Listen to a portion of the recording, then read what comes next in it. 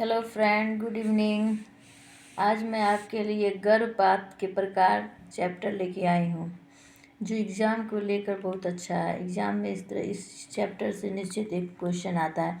आप प्लीज़ देखिएगा, PYQ question उठा के इसमें से जरूर एक ना एक क्वेश्चन आपको मिल जाएगा।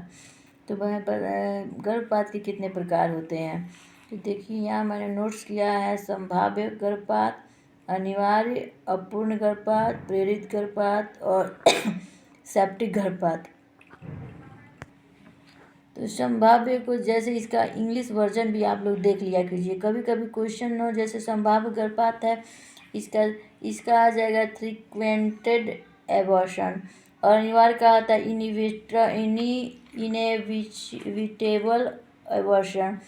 अपूर्ण का इनकम्प्लीट हो जाएगा, प्रेरित का एंड्रॉयड हो जाएगा, और सेप्टिक का सेप्टिक ही एबॉर्शन होता है। लेकिन इसका इंग्लिश वर्जन आप लोग देख लीजिएगा, इससे भी क्वेश्चन एग्ज़ाम में प्रश्न बनते हैं। तो आइए देखते हैं संभाव्य गर्भपात किसे कहते हैं। सॉरी फ्रेंड्स, मुझे लगा कि 5 ही हैं, लेकिन ये 2 और भी हैं, आदतन गर्भपात और चिकित्सीय गर्भपात। तो आइए देखते हैं संभाव्य गर्भपात किसे कहते हैं। गर्भाधान के 24 से 28 सप्ताह के अंदर यदि योनि मार्ग से रक्तस्राव होने लगता है तो इसे संभाव्य गर्भपात कहते हैं। जैसे सर्विक्स खुला नहीं रहता, इसमें अगर बच्चे का हार्ट बीट चेक करें, अगर सब कुछ अच्छा है तो बेड रेस्ट बोलेंगे, और 9 माह तक प्रेगनेंसी चलेगी। इसमें संभावना होती है योनि मार्ग से। कभी कभी ऐसा होता है कि ब्लड होता है, कभी सुने होंगे आप लोग कि अचानक से ब्लीडिंग होने लगती है, तो ऐसा लगता है कि जैसे भ्रूण खत्म हो गया है। लेकिन चेक कराइए तो बच्चे का हार्ट बीट रहता है, तो उस कंडीशन में डॉक्टर बेड रेस्ट बोलता है, और उस प्रेगनेंसी को आप लोग 9 मंथ तक कंटिन्यू कर सकते हैं। ये कंडीशन कब होता है? 24 से 28 सप्ताह के जब होता है तब ये कंडीशन होता है। दूसरा है अनिवार्य गर्भपात। इसमें भी योनि मार्ग से रक्तस्राव होने लगता है, गर्भाशय संकुचन होने लगता है, ग्रीवा का मुंह अचानक से खुल जाता है, और एम्नियोटिक फ्लूइड शरीर से बाहर आने लगता है, रक्त चमकीला थक्केदार निकलने लगता है। इसमें भ्रूण की मृत्यु हो जाती है। इसमें तो गर्भपात अचानक से हो जाता है, ये तो पता भी नहीं चलता है, और ये अनिवार्य होता है। इस कंडीशन में डॉक्टर खुद ही बोलता है गर्भपात कराने के लिए, कि जब शरीर से जब फ्लूइड बाहर आ जाएगा तो भ्रूण वैसे ही नहीं बचेगा।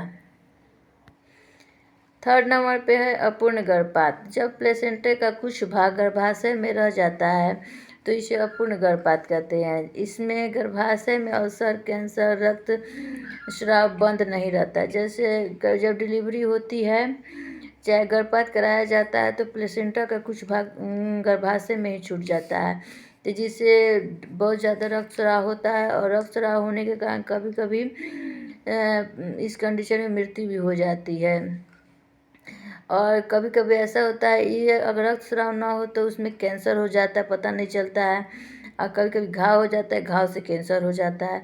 तो ये कंडीशन बहुत ख़राब होता है। इसलिए इसको जब गर्भपात कराएं तो अच्छे से अंदर से प्लेसेंटा कुछ बाहर से डॉक्टर की निगरानी में करवाएं, ताकि वो अच्छे से बाहर प्लेसेंटा को बाहर निकाल सके। पूर्ण गर्भपात में क्या होता है फ्रेंड्स, इसमें गर्भाशय से संपूर्ण पदार्थ गर्भाशय से बाहर निकल आते हैं, इसे पूर्ण गर्भपात कहते हैं। इसमें धीरे धीरे रक्तस्राव बंद हो जाता है, और धीरे धीरे दर्द भी कम हो जाता है। इसमें कुछ समझाने लायक है नहीं, इसमें जो है सो आपको दिख रहा है। और 5th नंबर पर है कि अप्राप्त या लुप्त गर्भपात। जब गर्भाशय में ही बच्चे की मृत्यु हो जाए, कई सप्ताह कई महीना हो गए हो, मृत्यु हो गई है और कई सप्ताह कई महीना भी हो गया है, और ग्रीवा भी खुला नहीं रहता, इसमें भूरे रंग का बदबूदार स्राव आता है। इससे पता चलता है कि गर्भपात हो चुका है। यानी कि अप्राप्त या लुप्त, मतलब इसमें पता ही नहीं चलता है कि गर्भपात हुआ है। जैसे क्या होता है, जो स्त्री होती है उसको पता ही नहीं चलता है, उसको तो लगता है कि वो प्रेग्नेंट है। कई बार होता है, चेकअप कराया जाता है तो पता चलता है कि बच्चा उसमें भ्रूण अंदर ही मर चुका है, या किसी कारणवश सूख चुका है। तो इसे अपर्याप्त, इसीलिए तो इसको लुप्त गर्भपात कहते हैं। इसका पता नहीं चलता, लेकिन किसी किसी कंडीशन में इसमें क्या होता है कि बदबूदार रक्तस्राव भूरे रंग का होता है, जिससे यह अंदाज़ा लगाया जा सकता है। कि गर्भपात हो चुका है। ये सब हम लोग पढ़। प्रेरित गर्भपात, इसे आपराधिक गर्भपात कहते हैं। जैसे पता चलता है आप प्रेग्नेंट है और आप गर्भपात करवा लेते हो तो इसे वर्तमान में अपराध इसे गर्भपात करते हैं। जैसे कभी कभी होता है कि इंसान जैसे अचानक से प्रेग्नेंट हो जाता है, उसको पता नहीं चलता है और वो गर्भपात करवाता है, लेकिन इस कंडीशन में जैसे वर्तमान में इसको आपराधिक नहीं माना जाता, पहले इसको आपराधिक माना जाता था। सेप्टिक गर्भपात, सेप्टिक को इसे पूर्ण या प्रेरित गर्भपात के अंदर ही रखते हैं। इसमें अचानक से हुए गर्भपात को सेप्टिक गर्भपात कहते हैं। इसमें अचानक महिला को तेज बुखार आता है, नाड़ी की गति बढ़ जाती है, योनि से गुलाबी रंग बदबूदार रक्तस्राव होती है, इसे सेप्टिक गर्भपात कहते हैं। और ये देखिए 6 नंबर पे है आदतन, 8 नंबर पर आदतन गर्भपात। जब बार बार गर्भपात होता है तो इसे हम आदतन गर्भपात कहते हैं। इसमें गर्भाशय कमजोर हो जाता है इसलिए यह होता है। इसमें योनि मार्ग के पास छल्ला लगा देते हैं डॉक्टर, तो यह गर्भपात नहीं होता है। ये जो आदतन गर्भपात होता है ये अचानक से हो जाता है, तो अगर बार बार ये हो रहा है तो डॉक्टर कोई छल्ला लगा देता है, तो इस प्रेगनेंसी को आप 9 महीने तक कंटिन्यू कर सकते हैं। इसमें कोई रिस्क की बात नहीं होती है।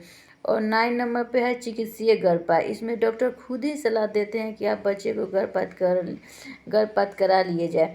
कारण महिला को जान का खतरा हो, बच्चे को जान का खतरा हो, या कोई भयंकर बीमारी हो, या बच्चे का विकास ही ना हो, एक्टोपिक गर्भ हो।